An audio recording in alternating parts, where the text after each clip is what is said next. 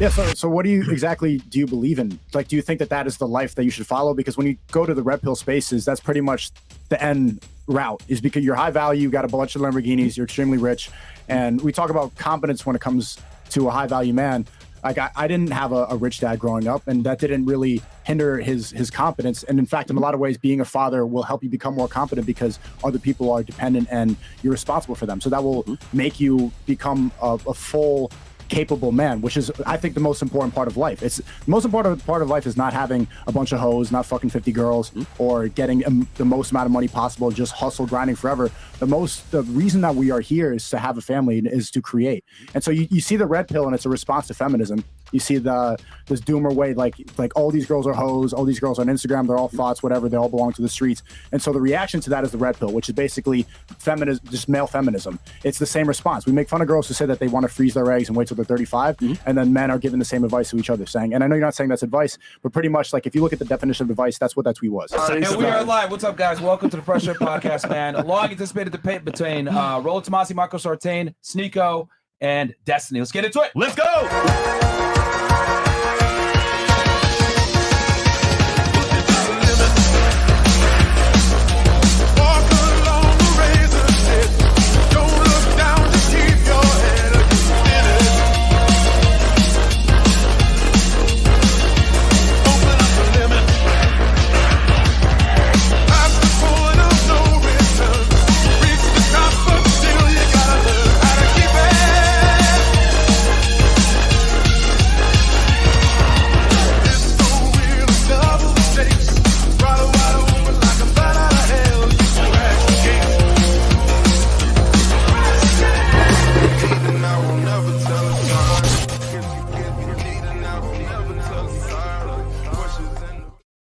We are live. What's up, guys? Welcome to the Fresh Fit Podcast, man. It's a special day today. It's Monday, but we got something special for y'all. We canceled the after hours. We're going to have a debate. You guys have been waiting for this one for a while. So let me go ahead and make some quick announcements before we get into the show. Number one, rumble.com/freshfit. Check us out over there, guys, because we'll probably get canceled any day now with Sheko. And he's over there on Rumble as well, rumble.com/Sheko. So go check him out. Yes, sir. Over there. It's the future. And Kai and Speed just joined Rumble too, so it's really taking over. Ooh. All the people that were doubting, everybody that's talking about Kick. I know Aiden's panicking right now because Rumble's looking really good. Kai and Speed, two of the biggest Gen Z streamers, are going to be a huge demographic coming over. Facts. Join Rumble before it's too late because things are really about to start to switch up. Facts. All right. Shout out to Rumble, good stuff. Rollo, let's start Rumble. Let's get on Rumble. Yeah, I'm already on Rumble. It's a new wave, man. Freshfit.locals.com, guys. Go check us out over there as well. Also, we're on Megaphone. So if you guys want to listen to the podcast audio version, make sure to wear headphones so you don't get fired at your job. Get the merch, freshfitpodcaststore.com. I got my Chris the Bum shirt on, my favorite one, because Chris definitely is a bum and he doesn't even know how to do the cameras correctly. Chris, once again, bro. You know what's funny? He's the one that set the cameras up. Hey, oh my God, man. New angles, man. New you stupid. Come on, man. Hey, do live. Yeah, oh, yeah. That's the excuse to use every time. And then also, guys, get freshfitpodcaststore.com. Definitely go get a Chris the Bum shirt after that one. Yeah. And then also check out our Clips channel, guys, Fresh Fit Clips. And then also check out our other channel, more Fresh Fit Clips. Check out Fresh Fit Vlog. Yep. Guys, for vlogs, man, funny shorts, go check it out. Guys, join the network, man. Add value, get value. Let's go. And then Marion's channel. Fed 1811, as you guys know, I break down criminal cases. Actually, my bad. I changed it to Fed Reacts. Fed Reacts. It's called Fed Reacts now, guys. So go ahead and check it out. The last episode I did was, God damn it. Mafia? Golden State. Yeah, Golden State Killer. Thank you, bro. I did the Golden State Killer yesterday. He went on the run for like 30, 40 years. It took forever for them to catch him, but they finally did through DNA. So if you guys want to go check that out, go check it out, Fed Reacts. And then I'm going to be dropping Al Capone and the outfit on Thursday this week. And and then I won't be in town, guys. So you guys are actually going to get a special show with these guys without me here on Friday. Rollo, Sartain, and myself. Yes. Running the show. And then, Fresh? Running the show? And Sheko might come with somebody too. Who knows? Who knows? Who knows? We might have something for y'all. But anything else? Oh, yeah, get my book, guys, Why Women Deserve Less. And I'll go ahead and read the chats. And then also, all the guys, all their links are below, guys. Go support them down below. I got their Rumbles, their YouTubes, etc. Destiny, Sheko, Rollo Tomasi, and Michael Sartain. So I'll read these chats real quick. From this point forward, guys, we're not going to read anything outside of $100 and up because obviously you want to make sure that we have the debate going nice and smoothly. Just so you guys know, me and Fresh are not going to participate. We're just going to simply moderate. Yeah, I got a couple of topics here at hand, but let me read these and I'll give you guys the ground rules. Jordan 14 goes, Sneeko too focused on a vasectomy last time. The point is not to have kids when you're broke and haven't built yourself up yet and can't provide. Not every man is young and successful like you are. Well, sir, you will be armchair debating somewhere else because don't worry. Colin Stevens goes, you should ask the resident blue-haired cuck if he still supports the position on ethical CP, have him elaborate, then see if the panel agrees. That's not today's topic, my friend. Manuel J. Hernandez, Destiny likes men unless his chick get ran through. Not the best guy to get advice from. Be a man. Okay, Mulan. We got Fresh's stutter. Stutter. I didn't get invited to the round table again. L Fresh. I hope you haven't skipped any therapy sessions. Let's thank you, sir. You've been skipping them sessions. Let's go. And he did come late, by the way, too. CPT. Yeah, he definitely did come late. Masculine Excellence goes, question for Destiny. Do you think it's important for a father to be physically present in their son's Psychically. life? Particularly. What? Psychically. Psychically. Oh, shit. They Okay. probably meant physically, I'd imagine. But maybe they're that kind of person. Yeah, too. let's use grammar with some present of these. in their son's life, particularly during the adolescence and teen years. If so, how much in-person father-son time is necessary to raise a virtuous son? That might come up in today's topic. Zorino goes, I'd like to hear Sneeko and others answer this. Is Leonardo DiCaprio a high-value man for scoring with 19-year-old models in his late 40s without having kids? Don't worry, we'll talk about that. 0259 goes, I like how Destiny makes fun of extreme RP ideology while he believes a woman's body count don't matter. Okay, we're gonna get to that today too. Martin, would you say Destiny fits the description of a placeholder husband and he's just coping when he says he's cool with his girl cheating on him? No, whatever, man. Y'all asking me this is about them guys, not us. There. Come on, man. Yeah, man. Derek Stacy, $20. Have y'all looked into the Israel Adesanya situation yet? Stop Bender, the UFC guy with the girl. Oh, yeah, we'll cover that probably next week. We will. Yeah. His ex-girlfriend. His ex-girlfriend of 2 years is trying to take half his stuff. No kids, no marriage. P Clown World. FNF, W Sneeko, W Destiny, W. Adesanya, I'll pay for all your lawyer fees to beat this case. Oh, that's crazy, bro. That we can hold you to it then. Good. Hey, you're supposed to moderate, man. Be quiet. Salam Martin and Sneeko, vasectomy is not a solution. Better advice would be to make a bunch of money and leave the U.S. Okay. Samuel L. Goes, Lyra Gonzalo has been arrested again by Ukrainian SBU at gunpoint. Really? There's a video. He needs your public support and the social pressure to save his life. Please bring attention to this extremely important fact. God help Lyra. God damn, bro. Is that like for the third time or the second time? Yeah, it's the second time. Maybe the last time. That we know about. They're hating over there in Ukraine. I saw man. the second time. I didn't know. Charlie Jones. Hi, I love Funna. Rollo's explanation of the tweet didn't make sense. He said a high value man is subjective to you, which it's not. Don't worry, we're going to actually define that at the top of the show. High value man is objective based on the marketplace of society. Otherwise, everyone is high value man based off our own subjectivity. All right. And then Nate Diaz goes, Destiny mind fucks women and keeps them on the line with blue pill game. His wife is just a trophy 304. He's admitted last pod that he doesn't really care about marriage. Rollo at least lives life. S&D say you should suck and dick. Okay, I don't know what that means. I don't think that's what the N is for. I don't think that's what. Sneeko Phil Alpha getting the French girl's number who he won't wife yet lectures FNF that high value men should want more than just sex. Is your Pat's hypocrisy padded with sermonizing? You guys are in too deep. Like these super chats are just way. I get a girl's number on a show. This is where you're humbled at the beginning of the show, right here. Don't worry. Any more about me sucking dick? Or those haven't come yet. Okay, gotcha. When can we have Coach Greg Adams on the show? By the way, I've been following ever since he got on, and 40K subs. Will anyone in this table hold a debate with CGA?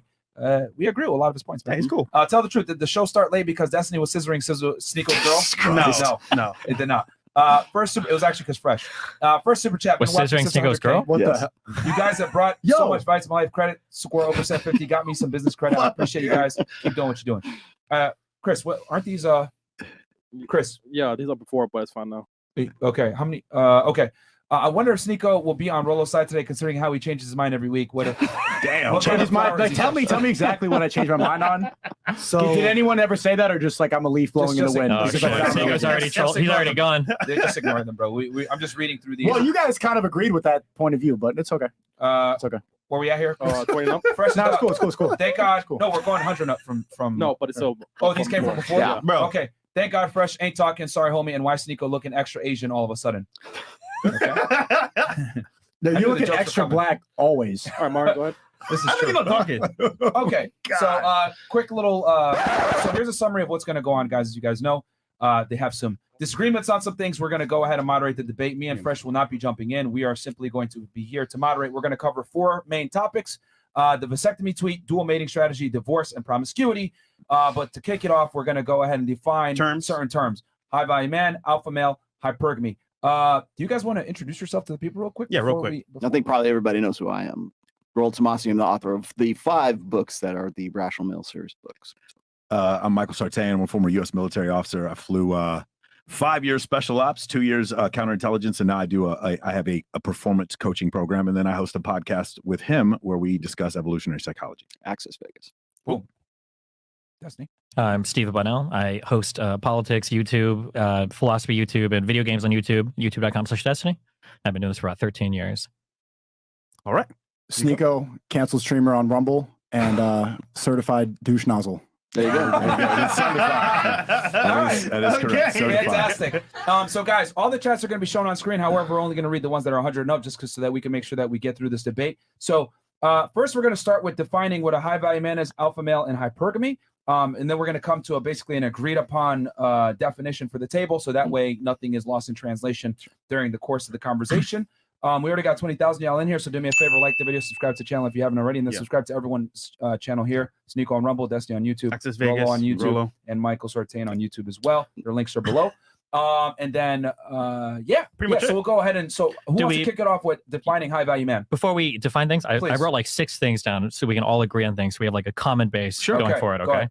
Okay. So I wrote 6 rules that I hope we can all kind of adhere to for this conversation. Yes. So for the first one, all of us here are trying to approach some notion of what is true in terms of what we're analyzing. We're not here to make fun of each other, scream at each other, be emotional, whatever, but we're trying to figure out what the most true shit is, essentially, right?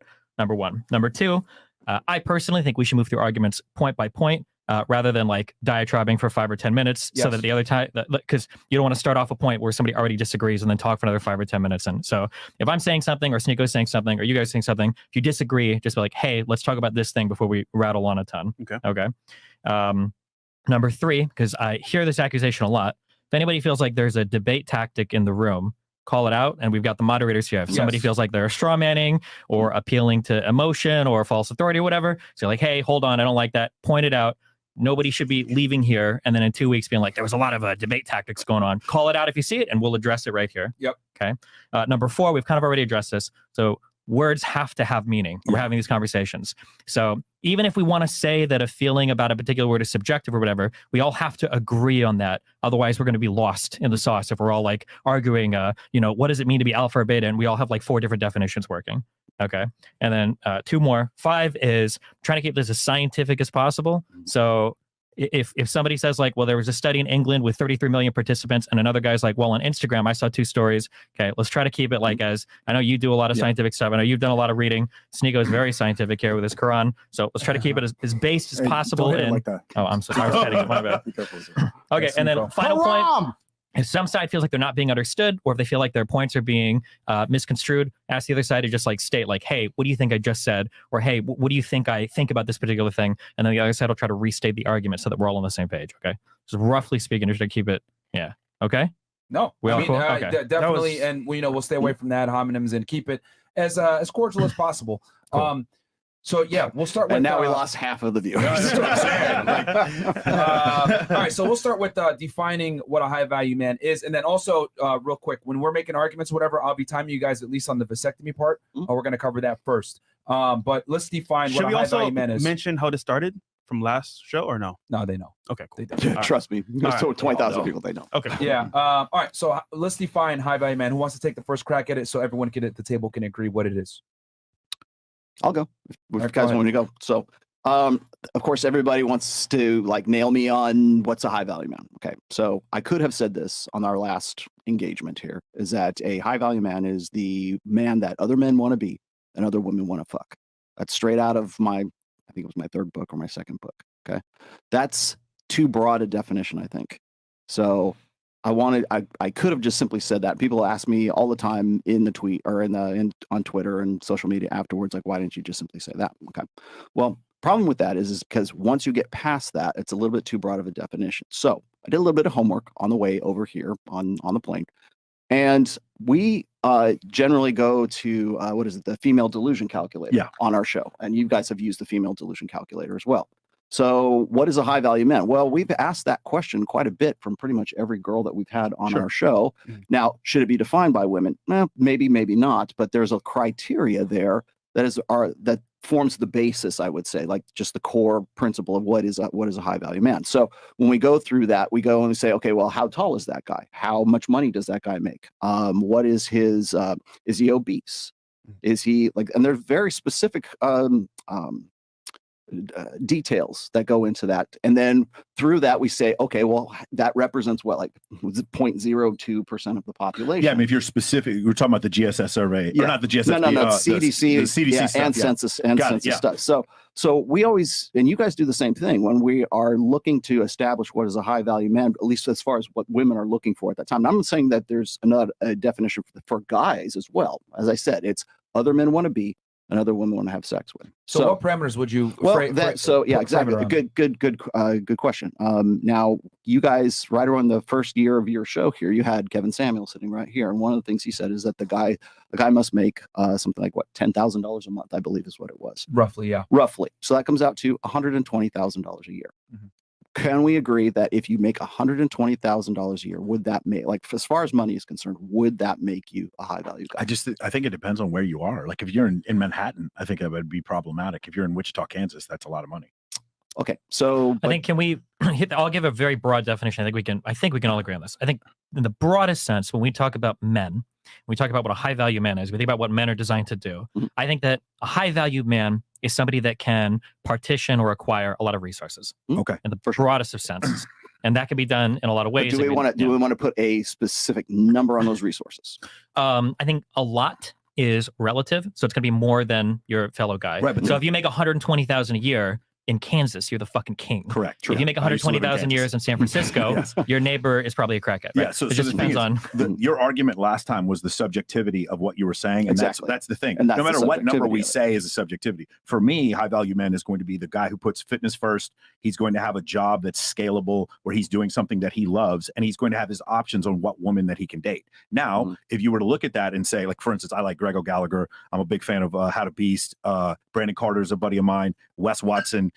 Goggins, what's his name? Jocko Willink. Those guys I consider to be high value men. The thing is, though, if Grego Gallagher is dating a woman with breast implants and fucking plastic surgery, another person who has different religious beliefs is going to be like, no, that's haram. That's bad. So that's the thing. It's the subjectivity of it. Sure. I think important to keep in mind is when we say value, we're implying some sort of exchange between multiple people. So like a moral man or a virtuous man might be way different than a high value man. We can all probably think of people that are very virtuous or moral. Wouldn't someone virtuous who goes by the Quran then have a different definition? Like, for instance, you guys had an argument before about family creation.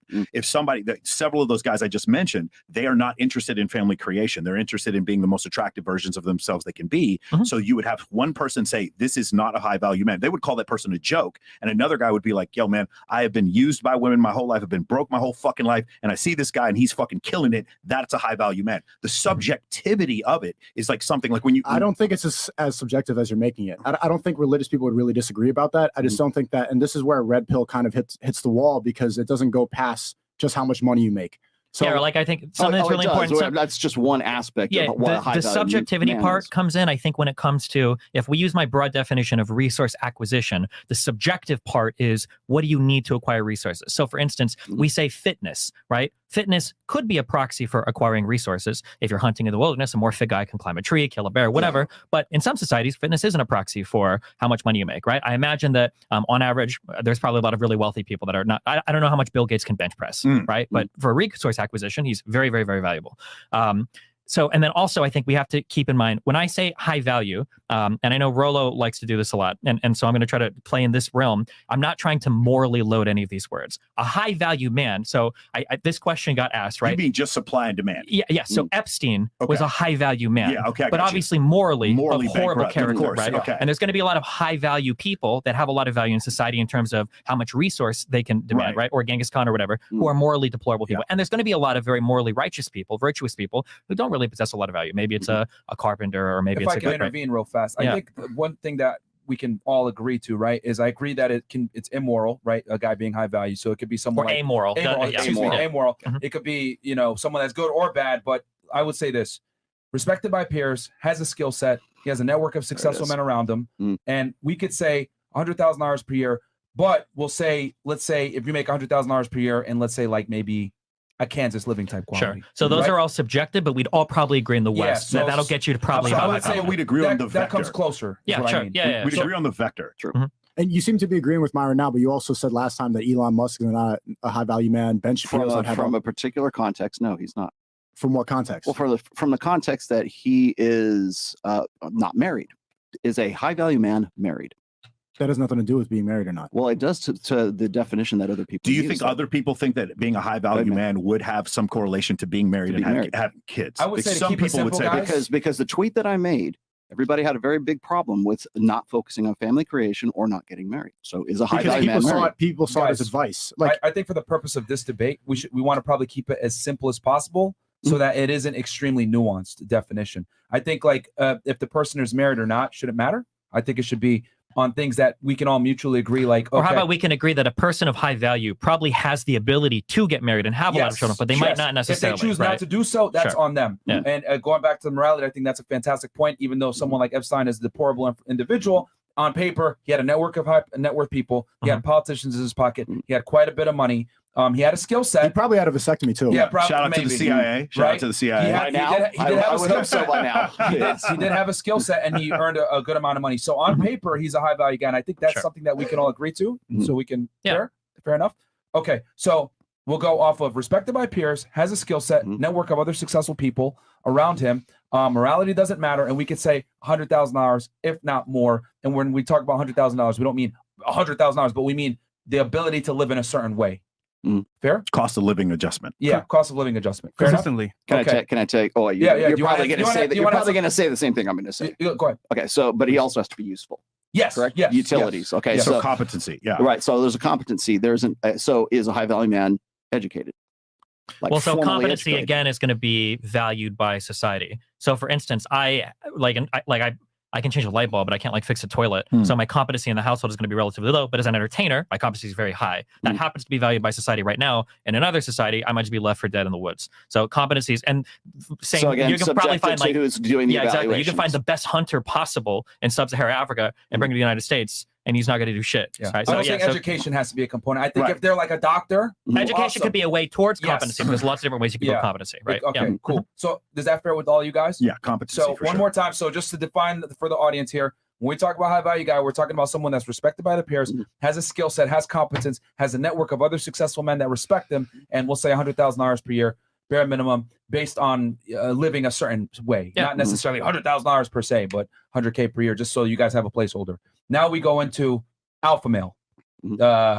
I mean, I don't use this. We don't use this term that often, but I mean, just for the purpose of space use it a lot. Well, that's why we're talking about high value male, because that's kind of what has replaced alpha male over the years. Like when I first started writing, it was all about alpha, and then like right around 2017, 2018, everybody started using high value male. So do you guys want to just use HVM as the same? Yeah, I'm gonna fight. I think Kevin Samuels made it popular for the most part. So just HVM. I'm probably gonna fight in particular in alpha male, but that's gonna be later. That because he wants to do the vasectomy talk first. So okay, but how do you want to define alpha male then? So we have. I don't know. I'll ask them later because that's a whole line of questioning. Okay. And then hypergamy. How do you guys want to define hypergamy? Let me do one more real quick on the useful side of things, because I had a list of other things here. So it was like, as far as being useful and educate, I wanted to ask the education question.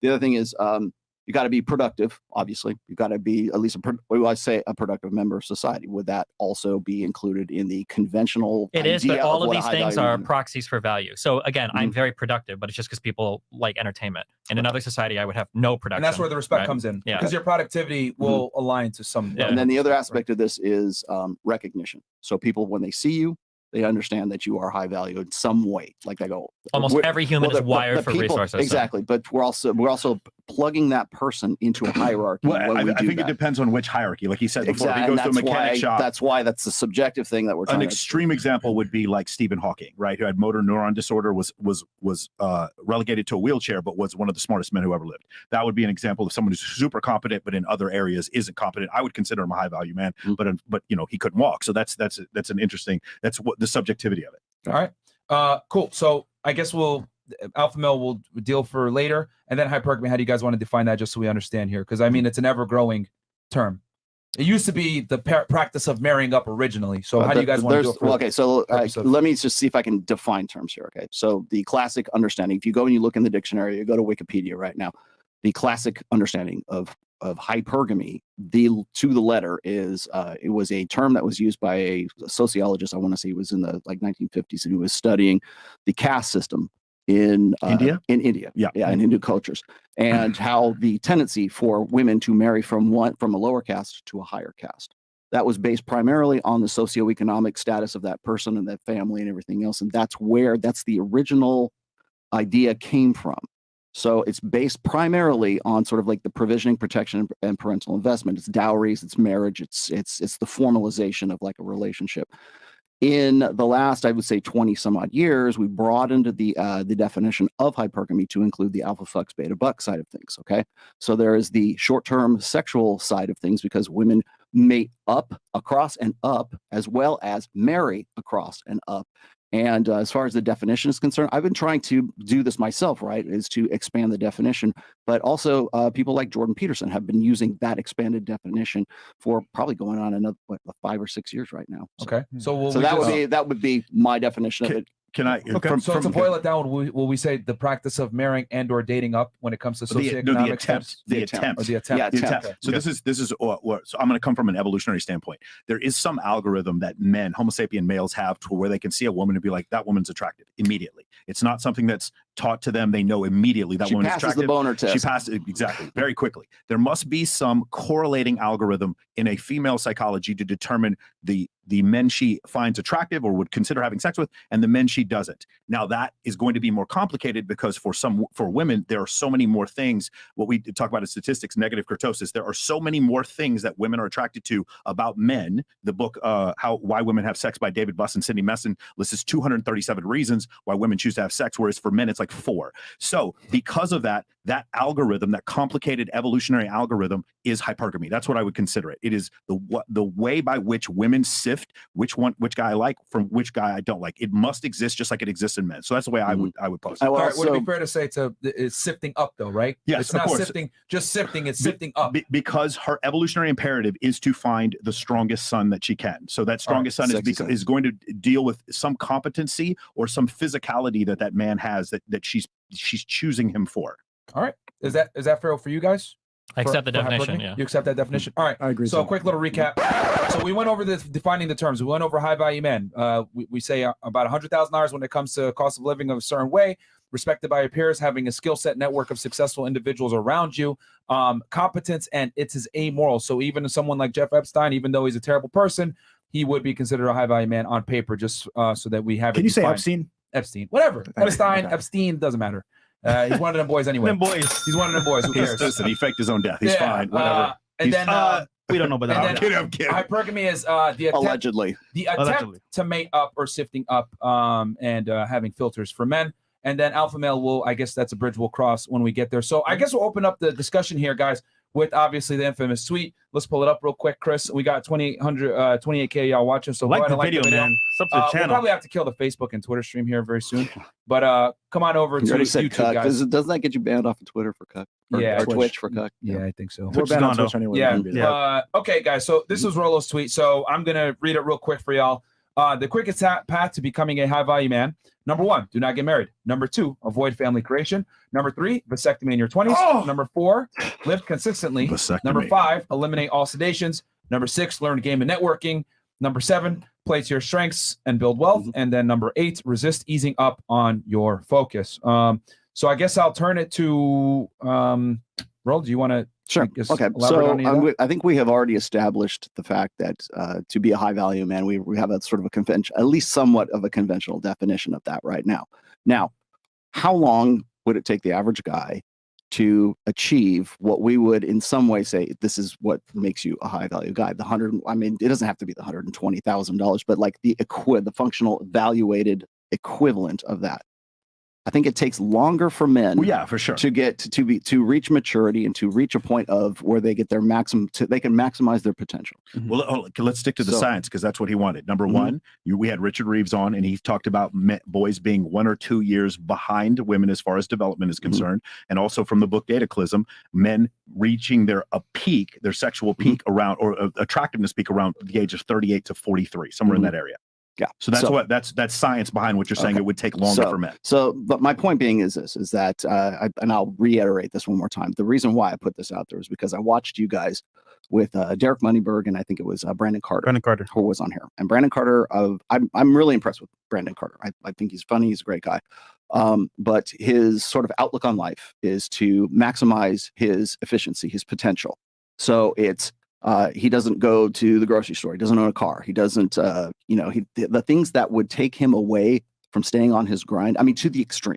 And now this is an extreme that I would not do, clearly, because I have a wife of 27 years. I have a daughter of 25 years. I am who I am. I do what I do. You have a car. Right? So I have a car. Yeah, actually, I got two cars. So, I do have a car. So clearly, this is not about me. This is the most over the top, absurd, extreme You example. also have a kid. I think that's we all should point exactly. that out. So Brandon Carter. Who's Brandon Carter? The guy you're talking about. You don't know Brandon You Carter? know Brandon Carter? Really You've good. been on the show with Brandon No. He Carter. said he has a kid. He was just saying yes. He you're also saying Brandon Carter. Brandon We couldn't hear you. also has a kid. Sorry. Yes, I understand. Sorry.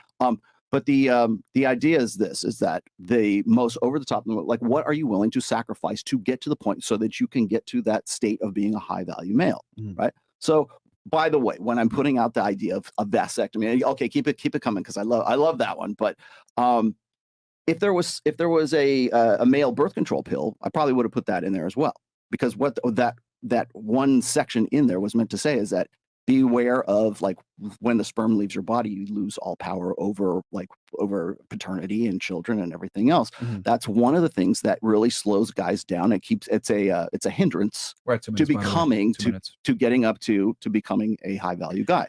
So family creation. I'm not saying you should do these things, but if you want to get to the quickest way to doing those things, because it takes longer for men to mature into their peak potential, then these are the sacrifices that you're going to have to make to get to it as fast as you possibly can. I feel like Snego's probably going to take off from this, because when I came into these spaces, so this is kind of a question that I had, and I think I fought with Fresh and Fit, I think, a lot on our first couple episodes, trying to figure out, like, what are you guys advocating for? So when I would bring up, like, Andrew Tate tweets and Bugattis and all that shit, a lot of the times these two clowns would tell me, they'd say, oh, this stuff is just a proxy for success. You don't actually need the Bugatti. You need the ability to buy the Bugatti. You don't need to travel the world. You need to have freedom, and all these things. So he's lucky we're moderating. Yeah, man. So it seems like, it feels like Lamborghinis. It feels like, the goal initially wasn't to, like, be the richest motherfucker in the world. The goal was to have the freedom to basically do what you want. Right. And then I think the confusing part is, it feels like there's this kind of schism happening right now, or it's already started to happen in the Red Pill community, where you've got, like, the kind of trad people that are going in one direction, and then you've got, like, the grind set hustle culture that are going in the other direction. And it feels like the lightning point for this was your tweet, where it was like, okay, we're going to make it clear where we stand. Yeah. Get a fucking vasectomy, fuck family, and do this shit. And I think that it feels like the ultimate red pillar to you guys is what this is the feeling I have. The ultimate red pillar is a guy that grinds his fucking life away, and then at 35, he's, like, got fucking 15 million in the bank. He's fucked 50 girls, and now he's looking for, like, the best mom that he can find, who's like 20, 21 years old. He's going to get with that girl, 0-1 body count at the most, maybe 1, 0 at the best, right? Virgin girl gets with her, has a family, and then boom, that's like his life. Whereas it feels like on the kind of traditional side, it's like, well, what if you were, like, 24 and found a really good woman at 22, and then you had a family at 25, and you followed your career, she stayed at home, took care of the kids, and you followed that more traditional route. And your tweet, I think, really showed the division of people in terms of how they felt about which of the two lifestyles people were actually aiming for. You got it. Yeah. Excellent. And then Snego can... Yeah, so what do you believe in? Like, do you think that is the life that you should follow? Because when you go to the red pill spaces, that's pretty much the end route, is because you're high value, you got a bunch of Lamborghinis, you're extremely rich. And we talk about competence when it comes to a high value man.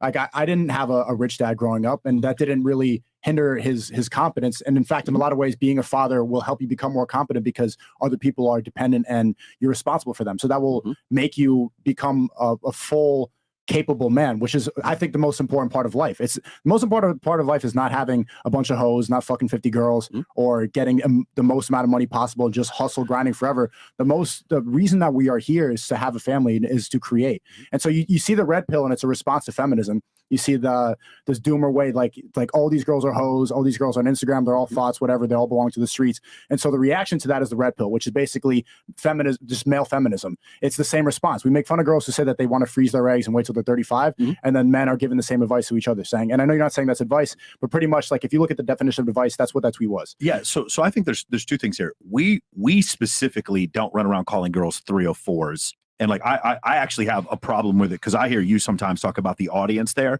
We have to separate the audience, almost like Christ, Christianity, and the church. We have to separate the audience because I agree with you. There's some shit that I see that people write on your streams as well, where I'm like, what the fuck is this, man? This is crazy. And I don't want to be associated with it. Red pill is not, and again, I'm red pill adjacent. Red pill is not something I get a union card for that I pay dues for. It's an ethereal thing that just sort of exists. Like he calls it a praxeology. So the idea that like one of the things that's happened is every time, because he calls himself the godfather of it, when somebody does some stupid shit in the arena, then it's his fault. And then now we're gonna punch his book. Because now the thing is, it's just a cloud, but then there's a book. Okay, now we have a physical thing to attack. And now Rollo has a tweet. Now we have a physical thing to attack. And so that's part of the issue is that like now he's being held accountable for every, and I agree with you. Some of the things you hear are fucking idiotic. Over the top. Yeah. Right. Because here's an example. When we go over the psychological studies that show that men don't have the same, they don't necessarily cheat more because they had more higher body count, but women do. They tend to be unhappy in a relationship. There's the Institute for Family Studies study that we refer to all the time. That's not a validation for cheating. We're not suggesting men cheat. You said that in the response thing that I definitely do not think men should cheat, because in that whole situation you're still lying. That is a lack of integrity regardless. But do men have the ability to have more sexual partners early on in life? I was 20 years old. I'm 45 now. I was 20 years old at once, and there was a point in my life where I was going to UT Austin and I wanted to have sex with attractive women, and I didn't think about anything else except doing that. That's how my brain worked. And later on, did it affect me negatively? I don't think it did. I just don't think it had the same thing. So I don't think it's a rationale for that belief. But the thing is, what happens is anytime something bad happens or somebody says something stupid, it just comes back. It's like, now all red pillars are saying this all the time, and I just don't agree with that. I understand what you're saying here. So first, let me clarify one thing. So I understand. Should we define the red pill? No, I don't think that's going to take all night. I think next week. Yeah. So I think the issue with Rollo's tweet, because for a lot of people it looks like advice, and for Rollo, he feels like it wasn't advice. I think the reality was, the disconnect is that that tweet was advice, but it was for advice to become a certain type of high value man that Rollo isn't saying everybody needs to become. It said the quickest. So, the quickest way to get to this part, it was the advice to do that, but he wasn't necessarily advising you to do that, right? It would be like him tweeting out, like, if you want to become the flattest person possible, jump off a cliff. And they say, well, is that advice to jump off a cliff? Well, if you want to be the flattest person possible, but you don't have to do this thing because you don't have to be the flattest person. Statement. Yeah, exactly. Sure. Well, and the other thing is, I mean, there's a few people who got it almost immediately. Hotep Jesus got it immediately. He did stream it. Jedediah Bila, while you were on with Jedediah, she got it immediately. She's like, I know Rollo. I know he's not like this. I know this is a troll. This is she understood that it could be immediately. true, but then I also saw she's familiar with my background. I also saw you tweet the next day, like you were kind of making fun of the TradCon way of life, to saying that you want to be at your funeral bed with a bunch of kids around. I was saying that you would rather be listening to metal in your car. That's how you want to go. I was mocking the idea of this sort of pastoral kind of Norman Rockwell fantasy of dying on your bed with, like, as an old man with surrounded by grandchildren and whatever, and like as if that's like my funeral's going to beat your funeral, right? As if it's like heavy metal in a car. It's I put it this way: would you rather go out in a blaze of glory? Was it better to burn out than fade away? What would you rather? I don't see heavy metal in your car as a blaze of glory. That seems. Okay, right, but it's subjective, isn't it? Here's the thing: is it's over the top because I'm drawing attention to this fantasy of staying in your bed in an assisted living facility when 90% of people are never going to experience that. But it's a fantasy that we sell people so that we can sell them other ideologies. I want to consider one other thing. You remember what he said earlier? He's like, one of the things you said was avoid family creation. Had I written that same tweet, what I would have said instead was, be the one who chooses when and where you have kids, and don't let control the birth. Wow, imagine that. I understand. Yeah, so I understand. The extreme example of that is a vasectomy. I would not have said vasectomy, but guess what? My tweet would not have gone viral. I wish I could say vasectomy on Twitter all day and go fucking viral. That's the only thing they focused on. So I understand what you're saying. Then, so I would argue that you do pay dues to some extent to certain groups that you're a part of. So this is something that I noticed being relatively outside of groups myself. I kind of watch how people move through groups, and it seems like there very much is a kind of, there are a lot of groups that exist in these internet communities, and you get benefits for being part of the group because you kind of inherit audiences and cross-pollination from other people. And then there are sometimes shitty parts of being in the group. So for instance, if somebody says or does something crazy, well, now you're kind of on the hook for it because this motherfucker in your union just said some wild shit, and now you kind of have to go to bat for him. I think that something that I wholeheartedly disagree with is this idea that you can say like, well, you know, everybody in my comment section might say this, but I didn't say that, or I'm just making descriptions.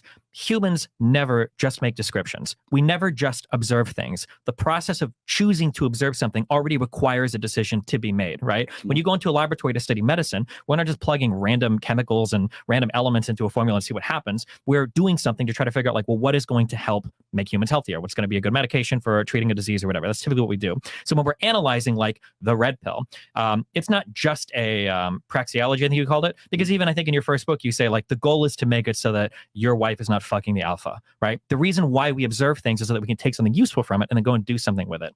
If I had an audience and I was making certain observations, and this has happened a lot, where I fight with a lot of black people, I notice my audience is getting a little bit racist. I fight with a lot of white people, I notice my audience is also getting a little racist. I fight with a bunch of women, they're starting to hate women, right?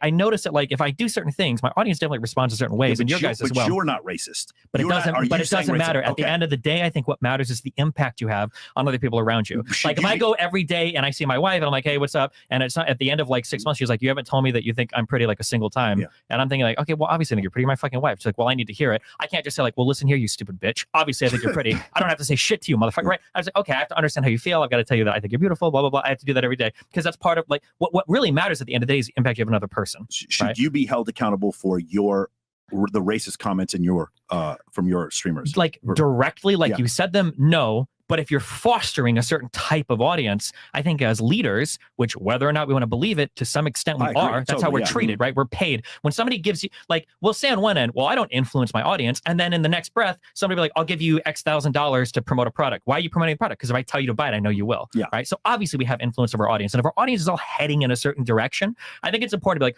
hold on, guys. I see you guys are saying a lot of this shit. Maybe we need to pull it back. So when you say things about like avoiding family creation, you know, you might say like, well, I don't actually mean to avoid it. I just mean to choose when you have children. That might be the case, but broadly in the red pill speaking, I've seen this huge push where it's like, never fucking have kids, never get married, women are trying to steal your shit, child support, alimony, women are coming after you. And it's like, okay, well, combine that with the vasectomy advice or the, you know, control your birthing advice, and it makes the relationship seem very adversarial, like you are trying to avoid having kids at all costs. That's what it feels like, I guess, from the outside. And I think that's what a lot of the followers of red pill people in comment sections, I think that's the message they would carry forward. I think the issue is then who's responsible? Because one of the issues, one thing we tried, Rollo and I tried, is our show, we try to have girls on there who have master's degrees. We try to have girls on there who do all different kinds of jobs. And when we do, we get the exact same response. When we had Miss Nevada on there, and they were like, yeah, she's a ran through fucking hoe. And I was like, what the fuck can we do? We have women on there with master's degrees. What can we fucking do? And so the thing is, while I agree with you, no matter what we do, this audience still exists and they still talk about it. But why do they think that? What do they think that about these people? The thing is, because they want something to complain about. They want something to bitch and moan about. Yeah, but they could complain about anything, right?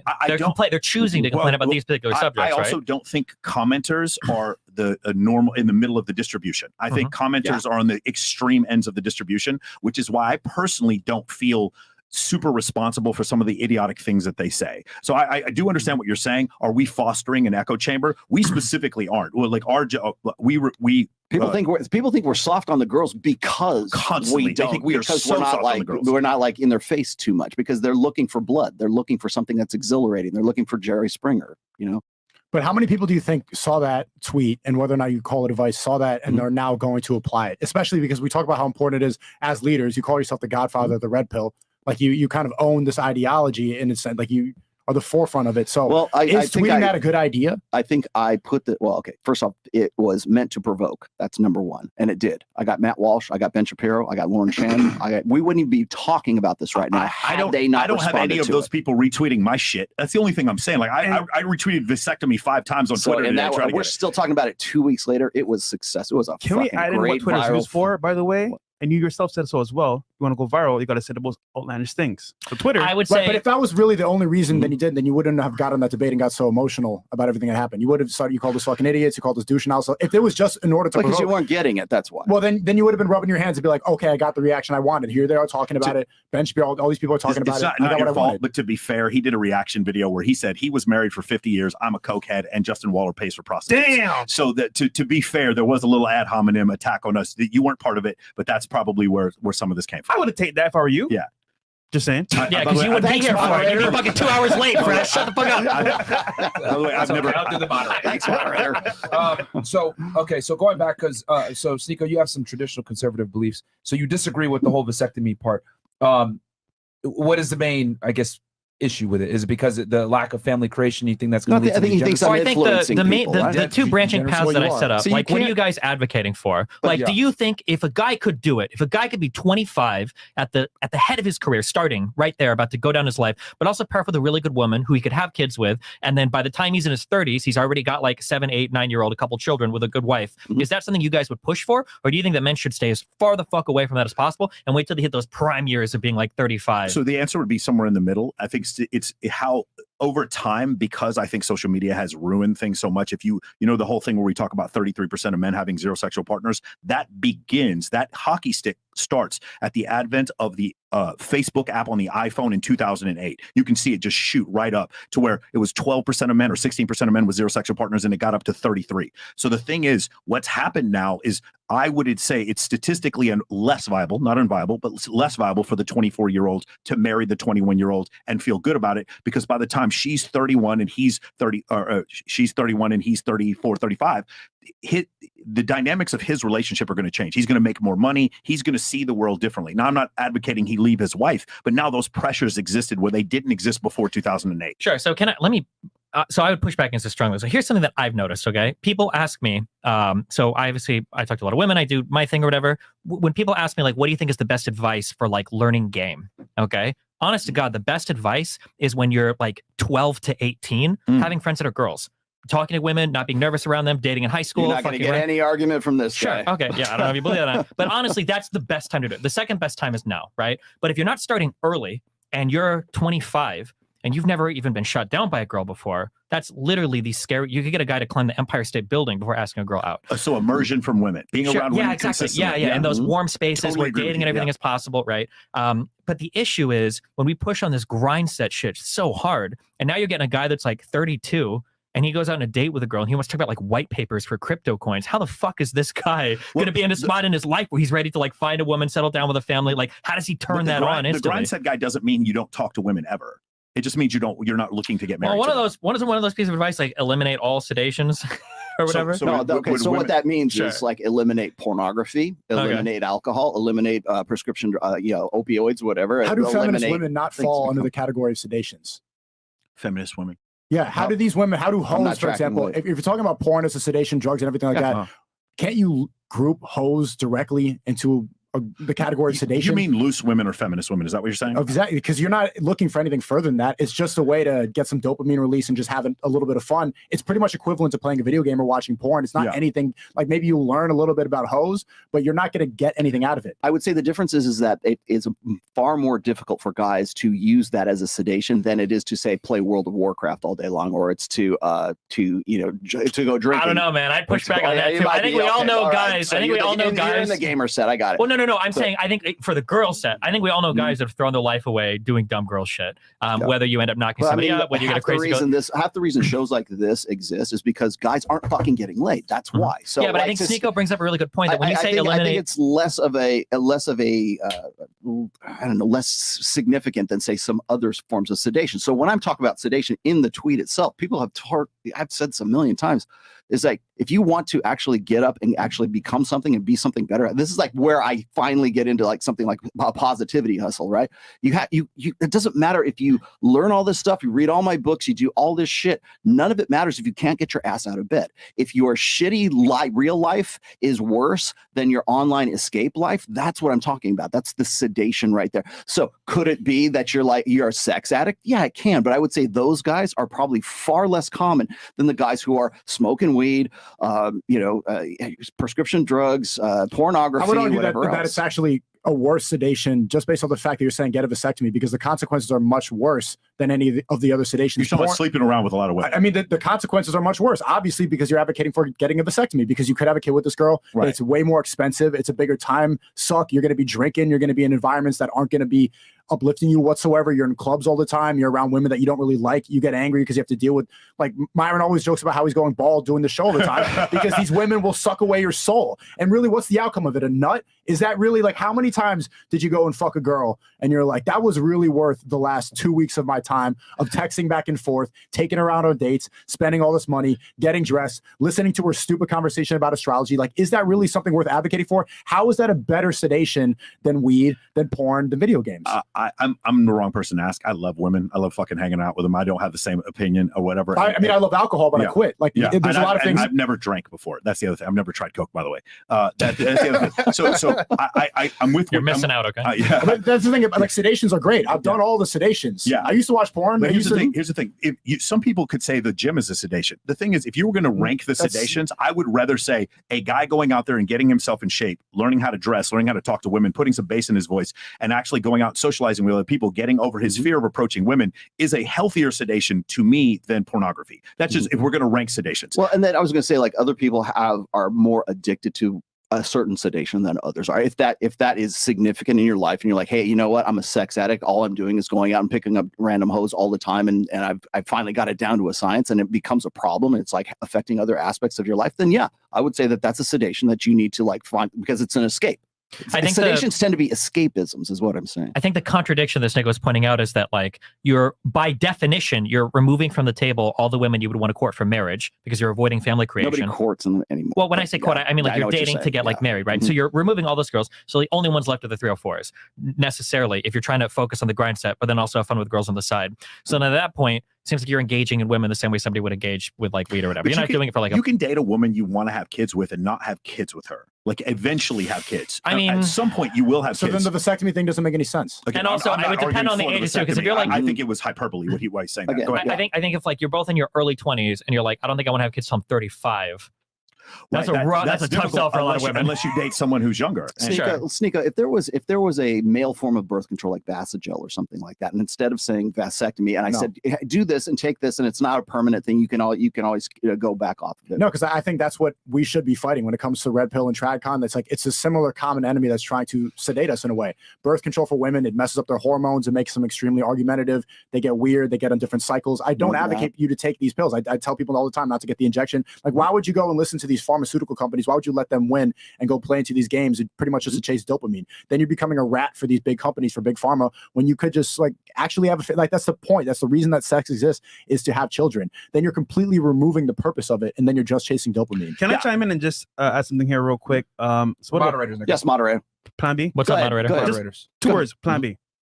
Here's the thing. While I agree with you now today at 45, I will tell you, like, I wasn't a whore because nobody fucking liked me. But at 25, I wanted to have sex with pretty girls. That's what I did. And I don't feel like it ruined me. That's the only thing. Well, like, so do I. Yeah. Like, every day, but there's better things to do with your time and with that sexual energy. Let me Like, ask you you can something. focus that into becoming better. Into Do you not think at all, though, that period of time helped you understand women better? I'm 24. I'm still learning now. Yeah. Yeah. So I will tell you at 45, and I used to work in nightlife, and I used to, be a military officer, a bunch of different jobs. And I will tell you that, like, the value that I gained from having so many women in my life, not necessarily just for sex, but my ability to communicate with them now is 100. Like, I do the red carpets for all these different parties, and I bring 100 girls to Bulgarian's house. Like, that's what I do now because I'm good at doing that now. I look back at that and I say that was a good experience for me. I didn't necessarily have to have sex with all of them, but I do understand what you're saying. The problem is, where I differ from you and maybe from Myron is, like, I don't hate being around them. I actually fucking really like being around some of them. They're fun, they're crazy, and they're just fun to be around. I just don't want to marry them. You understand what I'm saying? Like, that's the difference for me. It's like Juicy J says, I still love these hoes. They're for everybody, but I love them anyway. That's the way I look at it. I mean, maybe it's just a little different. Yeah, the way you see them purely as entertainment, but I think it's better to see. But I don't hate them either. You understand what I'm saying? Okay, but you're not really. It's better to see them as people. That's how I see them. Exactly. You're seeing them as entertainment. Well, No, no, no, I I think don't. the difference he's trying to point out is that you made it sound like because you said like 2 weeks of texting this bitch to get to the payoff of sex. He sounds like he enjoys the texting. I fucking loved all Yeah, of it. which I do enjoyed- too, right? It's fun because to, for like, me, hang out I with was, women, I was yeah. always, I was in a stage of abundance, and also my lifestyle is a little different. It's big parties that we go to, huge events. Which is just a bigger, grander sedation. That's no different than really watching I think porn it's or playing video networking though. games. Like I've met some incredible. I wouldn't be sitting here right now had I not done that. It was Andrew Tate who reached out to me, introduced me to Justin Waller, who introduced me to him, and that's how I introduced Myron. So I don't see it that way. I see it as a goal. It ends to a means. And also the other thing is, and dude, Walt will tell you this too. Having beautiful women around you is one of the most incredible networking techniques that exists. That's true. There's an incredible book by Professor Ashley Mears at Boston University, where she talks about the guys who go to the Hamptons, and the ticket to get into every party at every Hamptons house with all the billionaires was to have girls. Right. So that's why of course, that's going to lead you to a fun life. Yeah. But I was talking to Adam22 recently, and he has his own porn thing too. I don't know if he was allowed to plug talk. Yeah, he has plug talk and everything like that. I was recently talking to him because he's been posting a lot of pictures of his daughter and stuff like that. And I always like react to them. I'm like, that's dope. Like he clearly cares about being a good father. And I had this conversation with him, and he said that after being with 400 women, doing all this show, like I asked him, like, was it really worth it all? But he's like, there's nothing better than having kids. Yeah. And even that's coming from a guy who's clearly been a sex addict, who did all this stuff. He went on my stream and he was talking about all these crazy threesomes, and he's like, he very public about all this stuff. And he's saying there's nothing better than having a family and having a kid. Even this guy that's like slept with all the girls, like everybody in the chat, you watch like the top porn stars, he's been with them. And that does not compare to having a family. So yes, okay, Dan was in a party. Does he regret it? Does he regret? Yeah, because one thing could be better than something else, but it's still really fun, right? It's not about regret. It's about advocating what's best for the young male audience and for the future generation. So is it better to advocate towards vasectomy so you can go to Dan Bilzerian parties, or better to advocate like become competent men, raise a good family, have strong children, and then your life is going to be, that's the best life. I think it's a great life. I don't know if it's the only good life. I think there's a lot of people who just don't want to have children.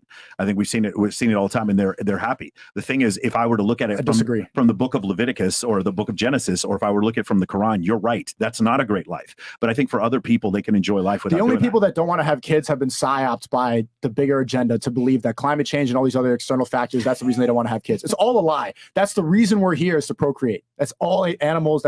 You're like an evolutionary. Let me ask you this. Let's take it to the next level. Let's say you're married. Okay, you found the one. You're with your girl, right? Is having sex with her without procreation, is that also an escape? Is that now a sedation? If you're not doing it to specifically have children, is it then a drug addiction? Right, but then it becomes a unity between a mother and a father. So how is that not an escape, though? Because it's still always you're enjoying it, though, and it's not procreation, though. Right, but there's always the risk of procreation. Like, that's the point that you do it. There's always the possibility that would you use birth control with your wife if you didn't want to have kids? No, I would never get my wife on birth control. Absolutely not. No, I think condom. He's including condoms. Yourself. Any kind of birth control. Any kind. Vasogel, condom, whatever. Any kind of sure, it is a form of escapism to some extent, but it's better than spending your time with a bunch of women that you don't respect or like or even consider as really people. Okay, I'm not trying to put you on the spot, because I hear this quite a bit these days. Is like the most extreme end? I'm not saying like Islam, but like a lot of these really super Orthodox Christian guys will say that any sex that is not for procreation is a drug addict, is drug addiction, or it's haram, right? Anytime you're doing something to feel good, it's a dopamine release. Any kind of is any dopamine good? I think between a husband and wife, then it's not just dopamine. It's something that you're connecting and you're establishing a relationship that's bigger. If you just do it with these hoes, like, you know that it's a one-time thing, you're thinking this dumb hoe, and then you're just going to kick her out. You're already thinking about it. But we're talking about sedation at this point, so. Yeah, but that's a sedation. That's a different level. Like, that's not a waste of time sedation. You're bonding with the partner. There's something that you're gonna create a future with this person. You're gonna see her the next day. Maybe another way to say it is you're of one flesh now, like what it says in the Bible. And to steal Sneako's point here, and I understand what he's saying. I think one of the problems that we've run into in society, and I think even Red Pill hits on this a little bit, is we become a society that has like taken every pleasure and reduced it down to its instantaneous like click button to get it, basically, right? So instead of reading a book, we browse TikTok. Instead of going to the theater and actually watching a movie, we're at home with a movie playing, Subway servers in the background, and like a game going at the same time, right? We have no ability to have attention or focus on anything. We've taken all of our pleasure centers and we've short-circuited them into the most immediate gratifying way possible. Now, that doesn't mean that all of those pleasure centers are necessarily bad. And I think from a religious perspective, when you look at how society is structured, ultimately society is kind of stemming from the structure of mother, father, children.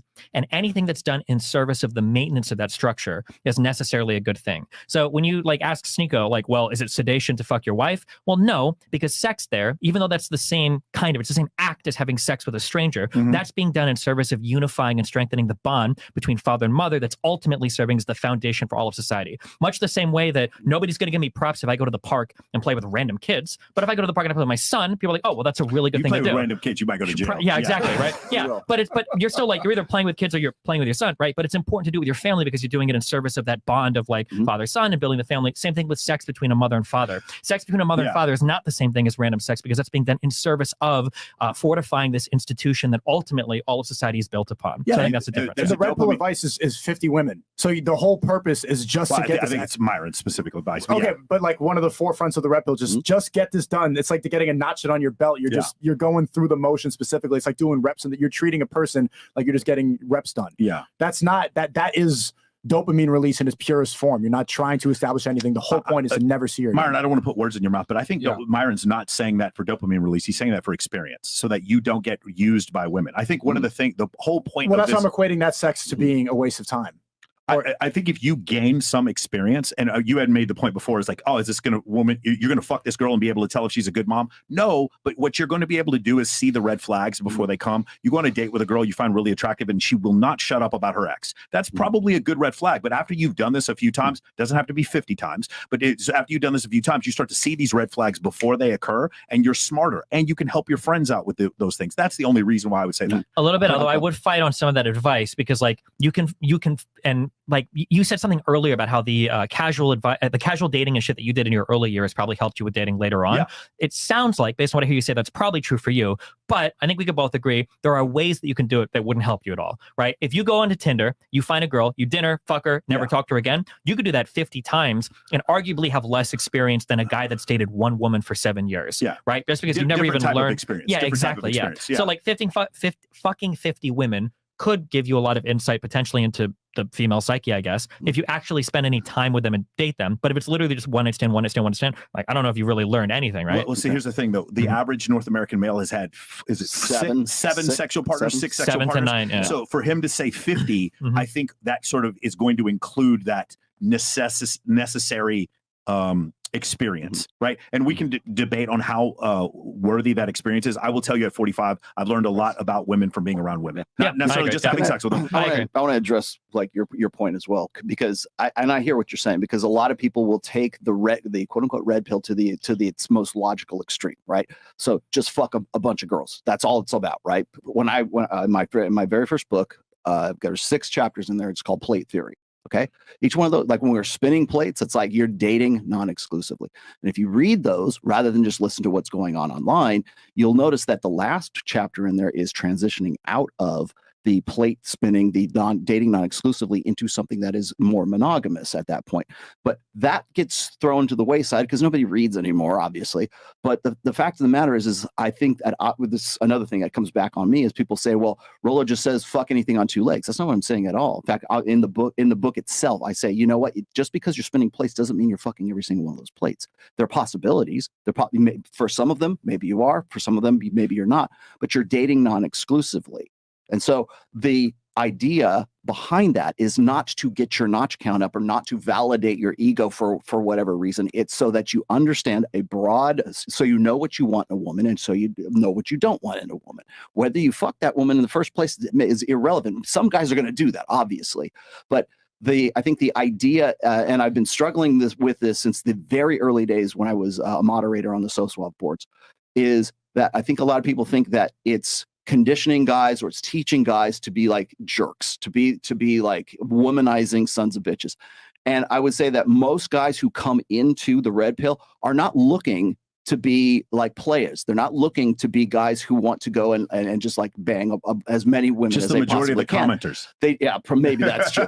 But the fact is that most of the guys, at least in my experience from working with these guys in the last 20 years, they want one chick. They want to actually kiss a girl. They're like 24, 25, in some cases 30 years old, and they've never gotten anywhere. They've never had any intimacy, never had any kind of affection. And I'm not like, sex is even out of the question. Just to have a girlfriend is why they're like, what they have been doing up to this point hasn't been working for them. So that's why they come in and they find this. Are there guys who can use the red pill so that they can go and spin plates and they can get a rotation? Absolutely. Are there guys who can use the red pill to find a wife? Absolutely. That's the beauty of the red pill. It's not, it's like I said before, it's like fire. You can use it to cook your food, and you can use it to heat your home, or you can use it to set your house on fire and set your neighbor's house on fire. It just depends on the application. But you're acting like it's this really deep philosophy or praxeology. Like, is it really that complicated? Like, what if you could just describe yes, getting experience with women? I think it is that complicated. How is it that complicated? Or actually, or even on the back of that, how does it work then that you guys, I'm grouping all of you together. Maybe it's just for, maybe it's just my run. I'm just here moderating. Yeah. Because it seems like then, because I would personally, I feel like I would consider the ultimate success red pill story then would be somebody like Ben Shapiro. But it feels like you guys really disagree. So how do you reconcile those two things? Because he's somebody who found a wife early on, got married, has a business, has a family, seems like he's doing everything right, unless we really are saying, but he didn't fuck enough women. So how do you reconcile that? So if it works out for him, so it's like this, what was it? Rich Cooper, who says, hey, don't ever date a single mother, right? If someone comes up to Rich Cooper and is like, hey, listen, I know what your advice was, but I just want to let you know, I'm dating a single mom and it's worked out for me. We've been together for 10 years. Rich Cooper's not going to go, fuck you, stupid motherfucker. Why didn't you listen to me? He's going to go, hey, congrats, man. It worked out for you. That's how I would look at Ben Shapiro. Marrying the first woman you had sex with is not unviable, but it's slightly, it's out there 2 standard deviations away from the norm today. Not in 1850, that was the norm. Today, I think it's difficult. Now, here's the thing. If we look at Steven Crowder's situation, what I'll say about this, I think Steven Crowder I disagree with him. I think he is a high status man. The difference, I think so too. the difference with Steven Crowder is, I would say that most of us in here and most of this audience, realizing you got married in the state of Texas, made that much money and didn't sign a prenup, that was not a smart move on his part. In fact, I would even go so far, and you might disagree with me on this, if he had signed a prenup, she wouldn't be filing for divorce. That never would have been occurred to them, though, because they're both like from evangelical cultures, and they're both like virgins, and they're like in their early sure, but then again, look at the divergence here from the traditional versus the red pill, right? Where the red pill is like, you need to be going into this marriage waiting for it to fail, get that prenup, do all this, like protecting yourself. Sure, but I mean, like, I would argue, Sneeko is our Muslim expert. I won't touch your book, sorry. But like, wouldn't you argue that going into marriage is literally, again, like the union of flesh, you know, till death do us part, et cetera? That if you're going in with the prenup, you're basically like doing with your fingers crossed behind your back. So you wouldn't go in with a prenup? Well, I personally wouldn't. I don't know if I would suggest that for other people, but I'm pointing out the difference between like the trad versus the red pill, where there's this huge schism right now in terms of advice. So do you remember the science thing? So if 70 to 80% of divorces are initiated by women, then it would de-incentivize women to get a divorce if there was a prenup. That's just scientifically the way I'm looking at it. Nobody gets into, again, 38% of businesses stay in business after 5 years, something like that. Nobody starts a business, but hey, man, 38% chance we're going to fucking make it. But if you get married, hey, you know what? There's a 53% chance that we're going to get divorced. Nobody says that. Everyone has. So, but why not protect ourselves? I have home insurance, but I don't intend on burning down my house, and I have car insurance, but I don't intend on totaling my car. I think you can still be prepared. Maybe this is the military officer in me. All we do is practice emergency procedures, but we don't intend on crashing. And so that's why I would do that. I mean, I agree with you insofar as business and insurance goes. It feels a little bit different. It feels a little bit different when you're talking about marriage, because it's not necessarily just a financial union. It is realistically part of it is a financial union. That's the origin of marriage was a financial union. Well, probably, but it also had to do with like family creation, everything too, right? Heavily played into it. Probably more important even than the financial union was the family creation part. It just, again, it feels like I'm feeling the rift between like date to find a wife to create a family versus date. There's 3 or 4 might divorce you, get a prenup, get ready to, you know, she's 15 years younger than you. It seems like there's that big divergence of qualities around the marriage part. I'm curious for both of you, you guys can answer. Like Sneeko, what is like your ideal path in life? If you could be like striving towards an ideal, when does the man get married and have a family? And then you two, like, when do you think a man should get married and have a family? Like in general, knowing that there's going to be exceptions, but in the Western world. We can go to Sneeko first. I would say late 20s to early 30s. And a part of the reason why I reverted to Islam is I see it as the only logical way to get around the boredom aspect that the red pill talks about, because men always get bored. Men always want variety, and there's an ethical way to do it. See, if you have multiple wives, then you're not just spending time with these girls knowing that you're going to go never see them again and you're just using them for a body count. If you have multiple wives and you love them equally and you're providing for them and they're getting something out of it, and then you get past that variety problem that a lot of guys have, and you also the women are going to act more in your favor if they're in a sense competing with one another to make sure that they're providing for the husband. How do you handle this legally? I mean, bigamy is I would not get married legally. I don't recommend anybody in the West get married. I think we've seen it fail over and over again. I just don't think, but I would get family married. creation without legal marriage. But you can get married religiously. Yeah, you can have the ceremony. I think a lot of girls would like to have the ceremony. They want to get the dress with the pictures in the ring, but they don't need to have the actual contract. And I think for a lot of guys that if they would just logically explain that to their woman, they would have to agree. Just look at all the failed marriages. You look at the divorce rate. Let me caveat that. Do you guys agree with that? When guys should get married? To just summarize, late 20s, 30s. I've already actually put that in my book. So actually, it's like don't even consider monogamy until you're 30 years old. You agree with that? At least 30, man. Okay, I would say at least 30. Right. Yeah. So y'all are in agreement about when they should get married. Yeah, I guess they might say spend some plates in the process to do so. You're saying minimize that. I mean, I would argue from a trad spot. I think you would argue for earlier than 30, right? Because you want to have children to have fun with when you're in your vibrant stages in life. Like having a teenager. We're pretty vibrant. Mid to late 20s, early 30s. It depends for a lot of people. Sure. Yeah. But we say 30s. Like if you have a kid when you're like, we're pretty vibrant. No, I understand. But like when you have a kid when you're like 35, 36, and now they're in their teenagers years, and you're like in your 50s, right? Okay. It's not necessarily the same type of vibe as you have a kid. Clarify, so Sneeko, you're against guys spinning plates and/or having premarital sex with girls prior to obviously the relationship. I just see it as a waste of time to just be spending your time with hoes and saying that that's not a sedation. Okay. Like that's the one component that the red pill's missing, is that they see it as experiences. You're getting better. It's part of being a high value man is having a huge body count. I see that as actually a worse sedation than porn, than video games, and all this other thing, because not only is it just going to waste your time, but the risk factor is extremely high. And the solution that is offered to become this high value man that the Red Pill talks about is getting a vasectomy, which is not even the quickest solution, because again, hyperbole, but yes, hyperbole. Right. He wasn't. So the thing is, you guys remember the story of the Buddha, right? He goes off and he's a prince. He's an Indian prince, and he's never seen a dead person. He's never seen a sick person. He goes out for the first time and he sees the sick, the poor, the dead. He comes back and he freaks out and he finds enlightenment under the lotus tree, and he tells everyone to get rid of all of your personal possessions and all this kind of stuff. But it's really easy to say that when he had a fucking harem before he said it. When you interviewed Bilzerian, he's like, oh, having sex with all these girls isn't that big of a deal. It's really easy to say that after you had sex with all those girls. If we say this, Sneeko, to other dudes, they're going to sit there and listen to us and be like, hey, let me fuck these girls real quick first, and then let me learn this lesson on my own. That's the problem. Yeah, men learn from experience. For sure. I will tell you, you are 100% right. It was a sedation for me, and I fucking enjoyed it. I'll tell you that also. So that's the problem. The thing is, while we say that, and I agree with what you're saying, and I think you're setting a good example, the problem is men are still men. Men are always going to be more interested in casual sex than women are. The 37 culture study done by Dr. David Buss, in all 37 cultures, men were more interested in casual sex than women are. That's true. But then you have to think about, like, because we all have a platform, like, what's the best advice to give out to the masses? Because if you're saying statistics is the best advice. The truth is the only thing that I care about. I don't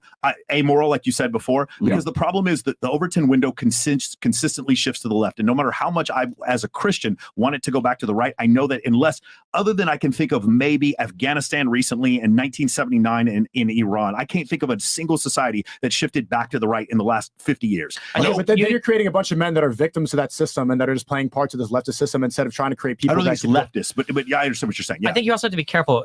Our advice can't be statistics, because I feel like one of the things you argue against as red pillars is just being a statistic, right? Like you could argue if you're listening to your man should kill yourself because statistically speaking, men kill themselves more than women, but that's not a good argument, right? Like in some senses, we have to give a prescription, is what you're saying. Yeah, exactly. Like you don't want to just be a statistic, right? Because statistically speaking, what percentage of marriages end in divorce? What percentage is women initiated? Right? You want to try to find a way to rise above, right? I guess maybe a better way would be like, here's my prescription, but they come with the statistics, and this is the reason why. And none of them are based on my feelings. They're always going to be based on other statistics. So I would say, for instance, if I were to say 78% of divorces are initiated by women, that would be my prescription would then be to get a prenup. But it's based on that statistic. Yeah, for sure. But it could also be like, well, here are the most common reasons for divorce. Try to remedy these before they become an issue. That's another great statistic, though. You're being a statistic for a prescription. But the feeling is, what do we express at the end of the day, right? It's the difference between history and historiography, right? If we want to tell the story of World War II, we're not going to talk about every single soldier in the war. We're going to focus on, the leaders. We're going to focus on the big battles. Same thing with statistics, right? it's what is it? Statistics don't lie, but liars use statistics. You can arguably use statistics to tell almost any kind of story you want, depending on how you massage your numbers and depending on what side you present. But it's our choice to choose what we want to present to the people, which is what we tell them to do.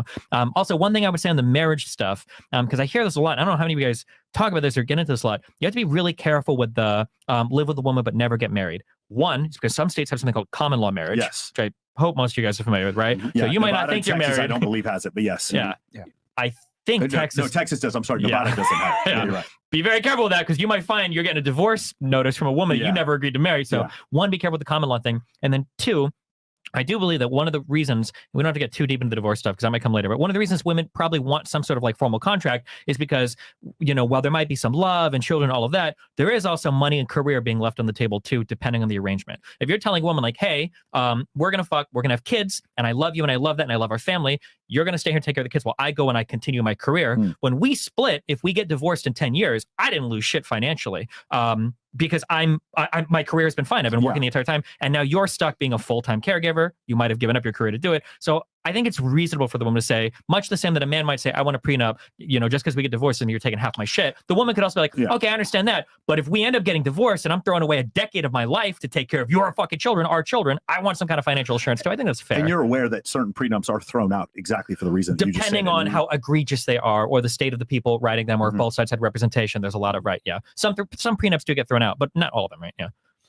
Okay, real quick. This has been great. I'm going to read some of these chats real quick, and we're going to kill the Facebook and the Twitter stream. So, guys, come on over to YouTube right now. Like the video on YouTube, subscribe to the channel, and also all the guys' links are below. Follow Destiny on YouTube. So, check out Sneeko on Rumble. Check out Mike Sartain and the Access Vegas podcast on his channel, as well as Rollo on the Rational Mail. I'm reading only $100 super chats and up, guys, so that I can make sure that we keep this thing nice and succinct. We got Platinum Elite going. The Red Pill has flaws. Though, so thanks, guys. I appreciate you. Oh, you got to go? Oh, you got to go? Yeah. Hey, come to Vegas. He's going right before. Yeah, seriously, come to Vegas. Come to Vegas. Yeah. Don't worry, we won't take it in any clubs. Hey, I'll take you some. let me tell you something. I'm the married guy. Do they have Remember? any mosques in Las Vegas? Yeah, of course. Yeah, of course. Oh, man. Let's go. You're in. You're on. This guy's Sneeko, Okay, man. bro. Have fun with your new friend, your closer friend. Okay. Okay? Bye, buddy. El Sneeko. Got some distractions.